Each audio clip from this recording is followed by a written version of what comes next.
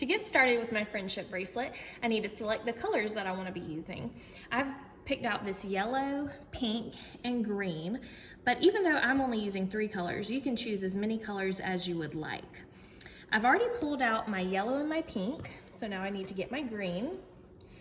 I'm pulling some nice long strands to make sure that I have enough string to make a long enough friendship bracelet. You can use any kind of string that you like. This string is some string that I had because it's used for embroidery. It's called floss, but you can use any kind of string that you have on hand, perhaps some yarn you might have or anything else. Now that I've got my 3 strands together, I'm gonna hold them together and I'm gonna tie them in a knot. So I'm holding the 3 together and tying a knot as if it were just one big strand. Just like that. I'm just gonna trim my end just so they're all the same length. Now, if you use a clipboard, it's very helpful because you can clip your string under the clip so that it can be held nice and tight while you're making your friendship bracelet. If you don't have a clipboard at home, you can always use some tape and just put a piece of tape over your strings and tape it to a table or whatever surface you're using. But a clipboard is really handy. Now that I've got my strings tied together and attached to my clipboard, I'm ready to get started.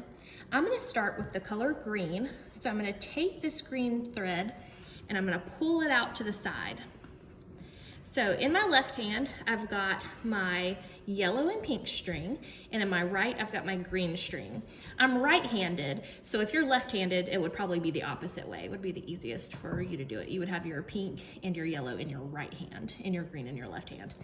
But if you're following along with me, I'm gonna have these in my left, I'm gonna pull my green string out to the right, then I'm gonna take the tail of my green string and go under the pink and yellow string, like that. Now I'm gonna grab this green tail and I'm gonna put it back through this hole that's been created here. So that's going back through the hole, grab the tail.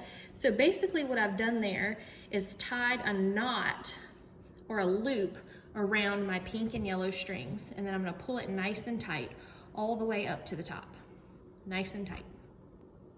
Now that I've got my first knot, I'm gonna continue with that same technique until I'm ready to switch colors.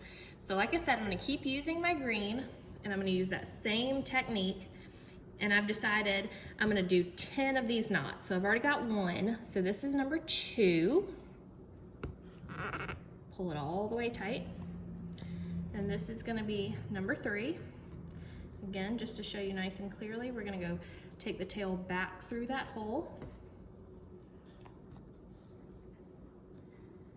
Number 3. And number 10. So now I've got 10 knots of green string. You can also do 10, or you can do more, you can do less. You can do as many or as few as you'd like. Now I'm ready to switch colors. So I'm gonna put my green string back with the other strings, and I'm gonna pull out my next color. I'm gonna go with pink next. So the same thing I did with the green string. I'm gonna pull my pink string out to the right here, and I'm gonna go under the other 2 strings and put the tail back through the hole. The same technique, just using a different color string, and then pull it all the way tight at the top. And I've decided I want my colors to be even, so I'm gonna do 10 knots with this pink string. But again, you could do as many or as few as you like. You could change up your pattern, you could do more green and less pink, use any colors you like. It's totally up to you. Now that I've got my 10 pink knots, I've decided I'm ready to switch to yellow. So I'm gonna put my pink string back with my other strings, and I'm gonna separate my yellow string. So I'm gonna pull it out to the right here. And same technique, just with the yellow. Go under and back through the hole.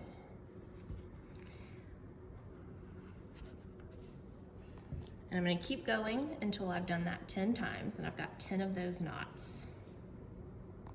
Now I've got my 10 yellow knots. So I'm gonna continue on with this same pattern and start my green once again. But again, you can make any pattern that you like. I'm gonna keep going until I've got enough string, enough knot so that my bracelet is long enough to go around my wrist. While you're going, if you're not sure how long your bracelet needs to be, feel free to unclip your string and measure it around your wrist so you can see how much more you need to finish, and then you can just place it right back on your clipboard or under your tape and keep going until you have enough.